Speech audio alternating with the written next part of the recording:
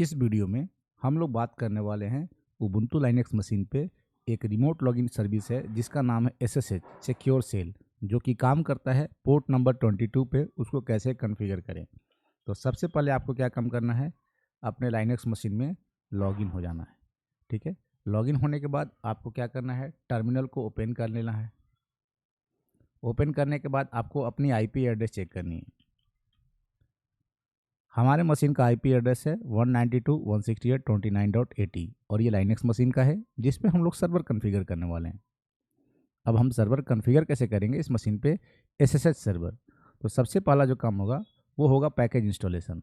तो उसके लिए क्या करेंगे, हम sudo apt install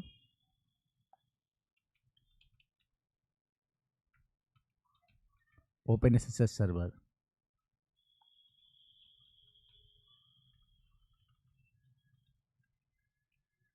और ये पासवर्ड दे देंगे हम।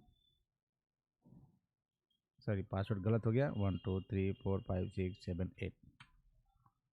ठीक है, अच्छा, OpenSSH सॉरी डैश सर्वर।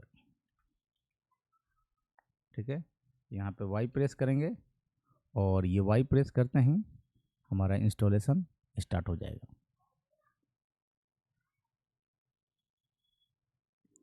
तो हम वेट करेंगे जब तक ये पैकेज इंस्टॉल नहीं होता है। जैसे ये पैकेज इंस्टॉल होगा हमें क्या करना होगा, हमें इसकी जो SSH की जो सर्विस है वो पोर्ट नंबर 22 पे काम करती है।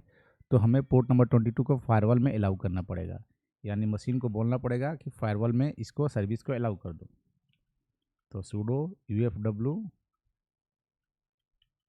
अलाउ, और जो SSH की सर्विस होती है वो होती है पोर्ट नंबर 22। आप चाहो तो नाम से भी दे सकते हो, SSH नाम दे सकते हो। ठीक है, दैट्स इट। तो क्या होगा, फायरवॉल ने इसको अलाउ कर दिया। जैसे ही फायरवॉल अलाउ कर दिया तो अब आप क्या कर सकते हो, आप SSH कर सकते हो इस सिस्टम के ऊपर।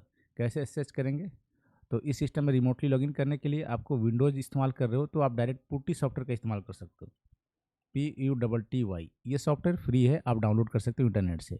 मैंने ऑलरेडी डाउनलोड कर रखा है। तो यहाँ पे मैं सिर्फ IP एड्रेस डालूंगा उबुंटू लाइनेक्स मशीन का 192.168.29.80। ठीक है, पोर्ट नंबर 22 जो कि SSH का पोर्ट होता है। That's it. ओपन पे क्लिक करेंगे, यहाँ पे एक्सेप्ट करेंगे और दैट्स इट। ये लॉगिन नेम मिल गया हमें।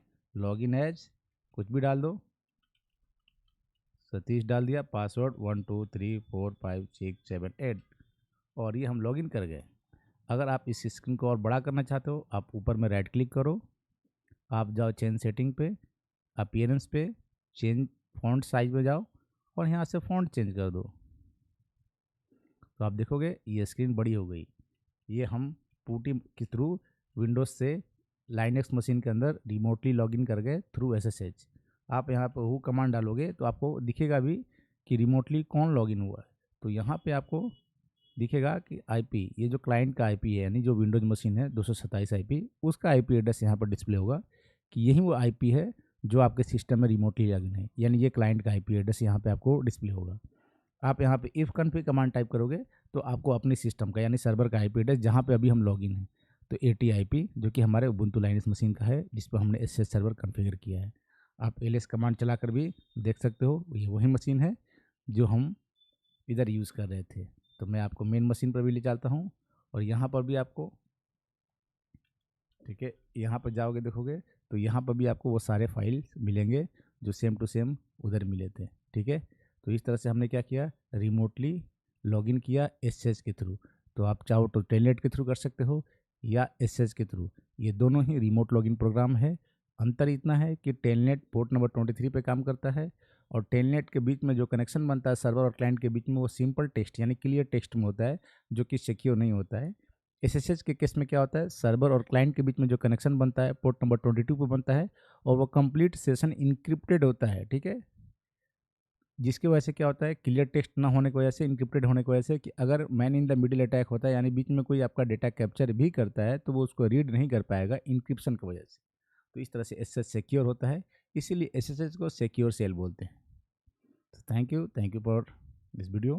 वीडियो को लाइक करना नहीं भूलना आप।